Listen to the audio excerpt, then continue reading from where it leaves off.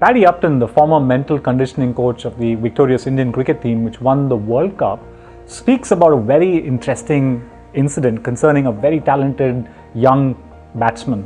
He had scored tons of runs on the domestic circuit, finally graduates to the international arena, but his beginning to his career was not that great because he consistently found himself getting out in the same manner, and that was being caught in the slips. The reason was he was playing on the back foot when he should have been playing on the front foot. Coach of this batsman tries to solve the problem or this technical flaw by taking him into the nets and training him how to play on the front foot. They do this for some time. The assumption is that the flaw is solved. The batsman gets his chance back on the team and he gets out on the same fashion. You see, the root cause of the problem was not so much of a skill deficiency, but it had to do with fear. The fear of the bouncer.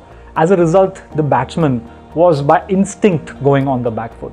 Now, you cannot solve an issue which has got to do with emotional intelligence with a skill-based approach. You see, fear is one of an important aspect that emotional intelligence deals with. And the problem is that we very often try to replicate this in our work scenarios. We try to solve for emotional intelligence related issues using a skill-based approach. And you guess the consequence. We are often not successful in solving the problem.